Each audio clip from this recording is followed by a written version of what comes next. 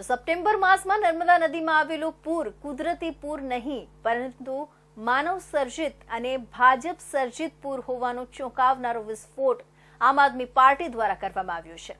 જેમાં ભારત સરકારની જ એજન્સીની તપાસમાં નર્મદા નદીના પૂરને માનવ સર્જિત પૂર હોવાનો દાવો કરી રિપોર્ટ રજૂ કર્યો હોવાનો આક્ષેપ કરી આમ આદમી પાર્ટીના પ્રમુખ ગોપાલ ઇટાલિયાએ ભરૂચમાં પત્રકાર પરિષદ સંબોધી હતી। ભરૂચમાં આમ આદમી પાર્ટીના પ્રદેશ અધ્યક્ષ ગોપાલ ઇટાલિયાએ પત્રકાર પરિષદ સંબોધી હતી, જેમાં તેઓએ આક્ષેપ કર્યા હતા કે સપ્ટેમ્બર માસમાં નર્મદા નદીમાં આવેલું પૂર કુદરતી આપત્તિ નહીં પરંતુ માનવ સર્જિત ષડયંત્ર હોવાનો આક્ષેપ કર્યો છે। તેમણે પત્રકાર પરિષદમાં કહ્યું હતું કે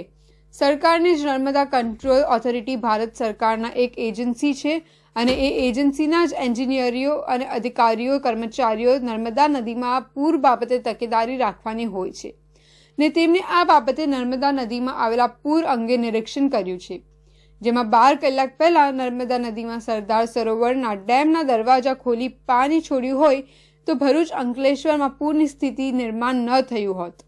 સાથે નર્મદા નદીમાં કેટલાક પ્રમાણમાં પાણી આવવાનું છે તે અંગેની મશીનરીનો પણ ઉપયોગ ન કરાયો હોય તેવો આરોપ લગાવ્યો છે।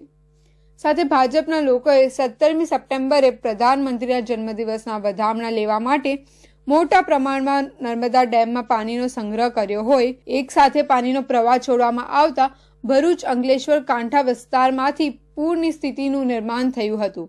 જેમાં ઢોર ઢાંકર ખેડૂતોની જમીન તથા લાખો હજારો ખેડૂતોનું મોટું નુકસાન થયું હોય,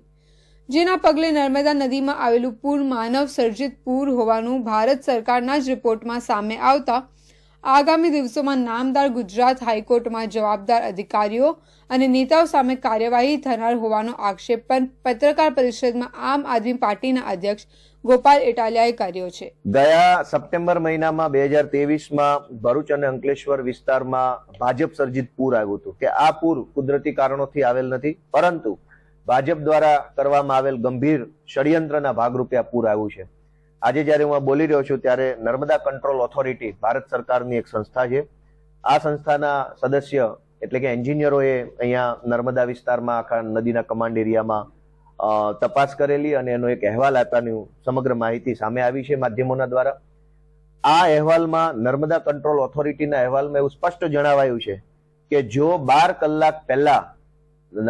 ગેટ ખોલી નાખવામાં આવ્યા હોત, સરદાર સરોવરના ગેટ ખોલી નાખવામાં આવ્યા હોત તો અંકલેશ્વર અને ભરૂચનું પૂર જે છે એ અટકાવી શકાયું હોત, જાનમાલની નુકસાની અટકાવી શકાયું હોત। અત્રે ઉલ્લેખનીય છે કે 2006ની સાલમાં સુરત ખાતે આવેલા પૂરમાં પણ આવી જ બેદરકારી દાખવી અને તે વખતના મંત્રીની જીદને કારણે આખું સુરત ડૂબ્યું હતું